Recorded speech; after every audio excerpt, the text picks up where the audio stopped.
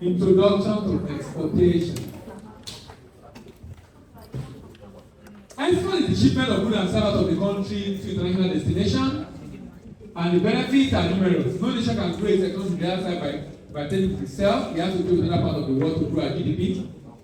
Exporting products can export Africa to inexhaustible market around the world and present a new opportunity for SME to grow, and of course creating jobs. Massive exportation of African products. We bring in hard currencies as export proceeds, strengthen African currency vis-a-vis other currency of the world.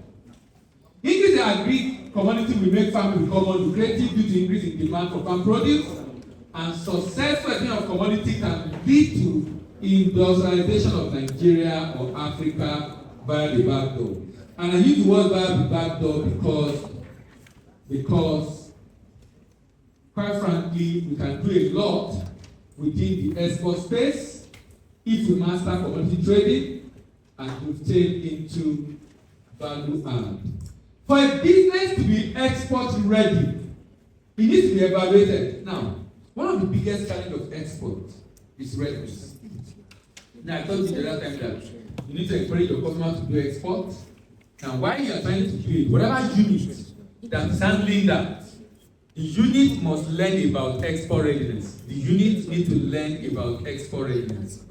That means the unit must be able to get the customer export ready.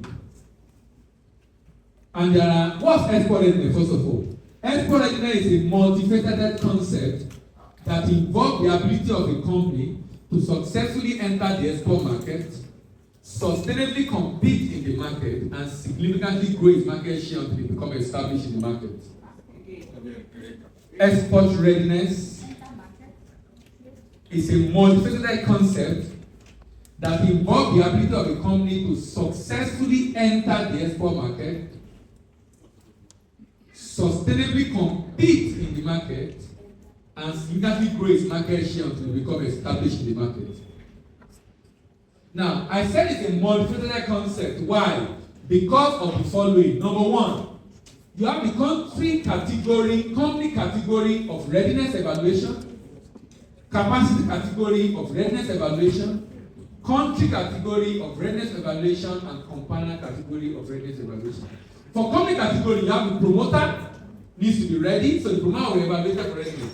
Promoter is not on the business. He has a domino effect on that business.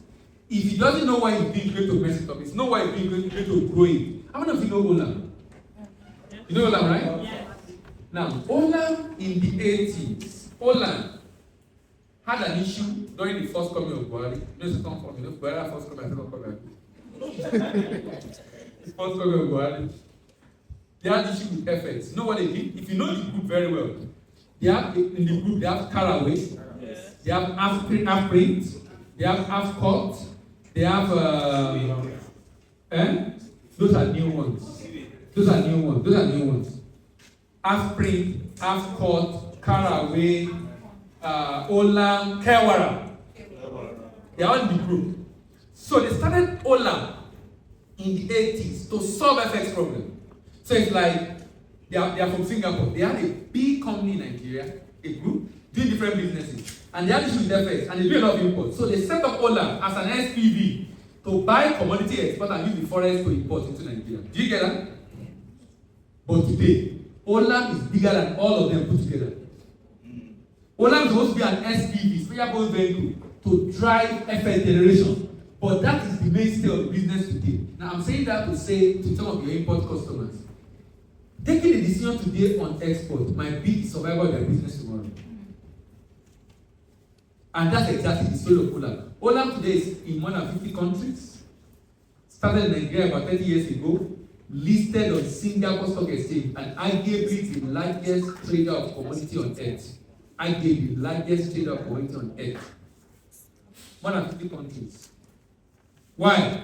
It started in Nigeria many years ago. But today, we are one of the largest exporters in Nigeria and the part of the world. So import our customers, which is why we can add love to our customers, because they are, you know, American customers see you as an expert. I hope you know. You don't know. They will say, you are my banker, and you should be able to tell me now. You be able to, because they are expecting you to be the one to advise them. And quite frankly, taking a decision on export by an importer is critical. Particularly, in fact, a business in Nigeria who needs forex and does not generate forex and endangered species. Do you get that? Any business in Nigeria who does not need forex and generate forex and endangered species. He doesn't need forex, generate forex. Have you noticed something about Dangote? Dangote said he doesn't build a business that will need to import raw materials. He's not interested in that. You know why? FX. FX. All his businesses, the major raw material from where? Nigeria. If not for us messing him up of crude oil. That's what I'm saying now. If not for us. When he started, he was not buying food from Nigeria. Is Nigeria happened to it? Nigeria happened to it. So if Dangote can be complaining, can be complaining. That's how serious this country can be. All right, the promoter, the product will be evaluated for readiness. The pricing of the product will be evaluated for readiness. The predisposition of the staff will be evaluated for readiness. The purpose will be evaluated for readiness. The capacity, you see this one is the biggest challenge, capacity, particularly proficiency. Nigeria is a place where someone wants to do a business, is going to invest millions, tens of millions to do that business. He finds it difficult to learn about it.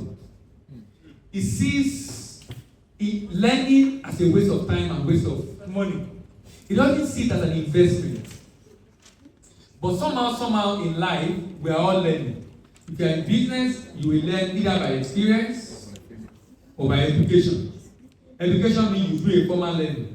Experience means it happens, you know what you have done correctly. Only that experience is more expensive. Experience is more expensive.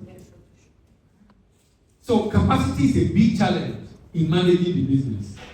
Proficiency, then production, payment, and positioning, goodwill.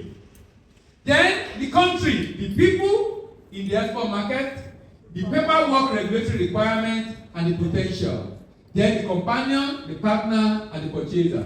Evaluating across these 15 areas, come up with a report that will show whether the customer is ready. And if it's not ready, you will know the area of readiness based on the report you can get online, and then you can improve on this area of readiness. If it goes ahead without doing it, it will likely hit a rock on the way, and that can spell a doom for that business. Export business can vary from as low as 3 weeks to as much as 3 months or more, depending on a lot of factors. Return can be as low as 10-15%, it can be as high as 50 to 100%, like the way exporters in Nigeria are making money right now. No, exporters are really enjoying Nigeria right now. You want foreign to come down. Exporters don't want foreign to come down. They don't want it. How will your foreign to come down? Particularly if you are a manufacturer and you are exporting. Lord have mercy. You are manufacturing and you are exporting. Because I'm a trader, I export, but I'm not a manufacturer. I buy and sell. You know what I export? Do you want to know? Yes. I export broom. I export sponge. I export indomie. I export pap. I export what else do we export? Kuli. And trees generally. So I'm a trader. I buy from producer, I export, including chin, plantain chips. Different things. Now. Including Gary, by the way. Gary is a very good one. Okay, very good question. Shibi, you know Japa is a blessing. How do you know? Yes. So Japa is a blessing to export. They are not buying our product because they must eat Nigerian food, yes, so that they won't be vomiting. but that's not the main reason. Asian eat kuli. They break it into small units and put it in their soup. Wow. So can you see now? So we take it as snacks, right? But it's a condiment in their soup. Wow. So it's not just Nigerians or Africans that buy kuli. That's the beauty of trade. You don't know what other people are using it for in the export market. Indomie. No, our people prefer Nigeria. They don't like the noodles from those places. They prefer our own. So that's why they want to buy ours. That's why they buy it. No, I export like that now. The way it is. You can't change. I just no. I go to their no. I know their export manager in Surulere now. I'll pay them and pick it up in Surulere. They have a warehouse in Surulere. If I remove the Indomie package, nobody will buy from me. They don't know me now. They don't know me, so I can't change it. I have to sell it in Indomie brand for people to be interested because they know Indomie brand. They don't know my brand. So I'm saying that to say that exporters are making more money right now because of exchange rate. Ordinarily, the way Nigeria is today, it should be a blessing if we're a productive economy. The reason we are paid is because we do a lot of imports, so we have to buy at a more expensive price. That's the issue we are having. Assuming we are producing sincerely, do you know some countries manipulate their currency to devalue it so that they can make export attractive? China, Japan. As in they manipulate their currency, devalue it to attract those that exporters can make more money so that people can do more exports. We are able to devalue our complaints. Some countries are doing it deliberately because they need it to make export attractive so that businesses will not just produce for local markets, they can export and they can generate more foreign exchange in their foreign reserve. What determines the profit? The product to be exported, the quality and commodities, the position supply chain, the procurement strategy, and cost management and input are all different things that contribute to the profit.